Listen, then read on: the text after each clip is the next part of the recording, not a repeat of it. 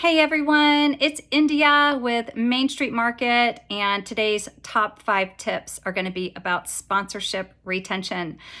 So, as I've said before, I have been in the equestrian marketing world for decades, both on the sponsorship side and owning my own marketing company where I sold sponsorships and managed sponsorships for events and riders and products. So, I've been on both sides.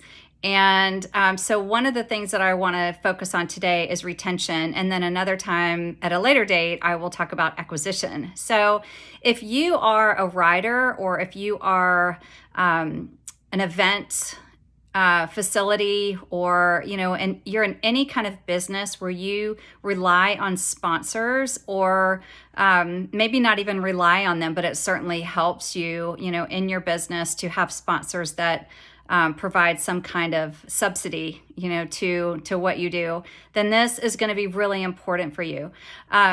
So whether you, you think you're in the horse business, but you're also in the people business. And we always have to remember that there are people behind those brands. And when you think of it that way, it makes it much easier to think about how you can make sure that your sponsors are happy. Because at the end of the day, no matter what, you want people to feel really good about where they're spending their money, right? Or giving away their products, sponsoring you with products. So,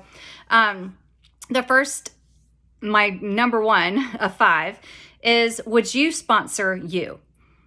So that's kind of a tough question, but would you sponsor you? And when you think about that, think about, kind of what that means. What's your social media like? Are you active on social media? Are you politically charged? Are you emotionally charged? Do you, are you sarcastic on social media? Are you negative? Think about, would you sponsor you? What do people think about you when you are at a horse show or your event? If you are a horse show event organizer, how do people think about your event? How do people think about the people that are inside your event? Are they treated well when they come to your event? Are the show secretaries kind? So think about, would you sponsor you? You just have to kind of think about how whatever you're putting out there, that's what your sponsors are either attracted to or what they are shying away from. So it's kind of a deep question, right? Would you sponsor you? And I can go into more of that at a later time. But the second one is communication.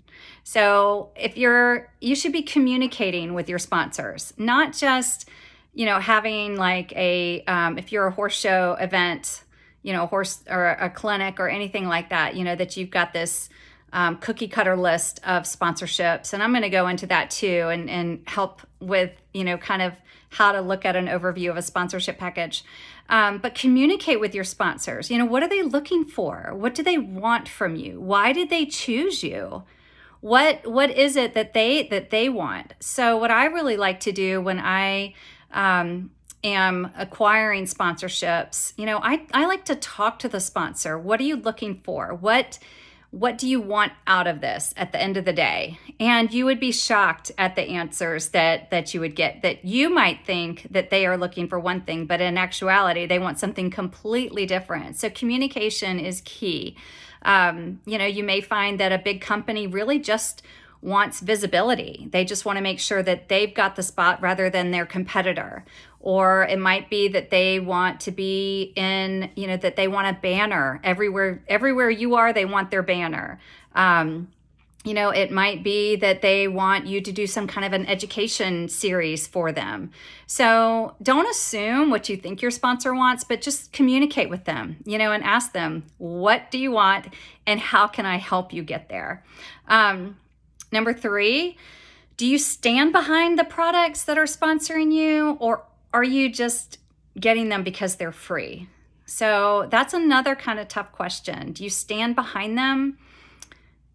Everything can be sponsored, everything. So if you are a rider or a trainer, everything can be sponsored. I don't know what all the different rules are and the different disciplines.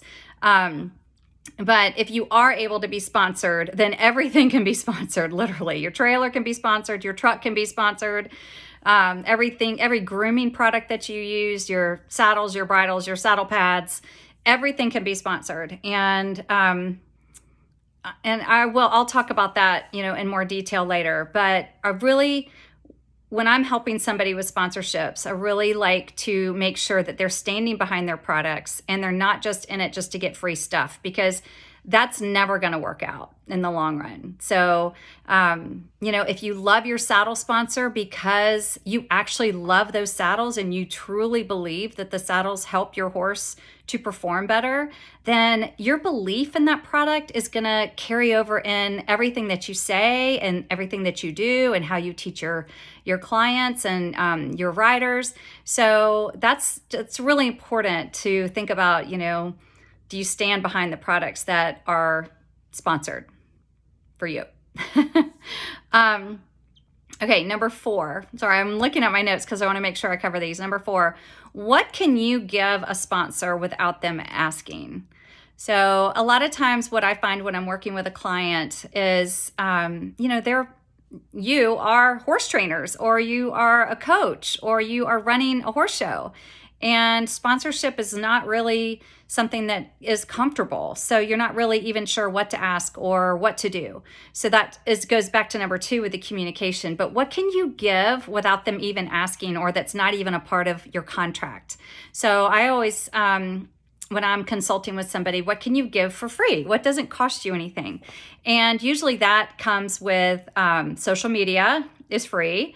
You can always have something, in the background. You can go live in your barn. You can do some kind of a tutorial. You can have the sponsor come in and to your barn and do some kind of an education series. But there's so many things that you can do that are not a part of your contract that are actually going to keep your sponsors super happy. And that is, again, goes back to, would you sponsor you? And the communication and standing behind the products, and how you can engage your sponsor in those, education about the product, or introducing the sponsor to your clients, or having them come to the horse show. And, so it boils down to communication and what they're wanting out of the sponsorship and how you can help them to do that. So it could be even a banner. You could have a cling on your trailer.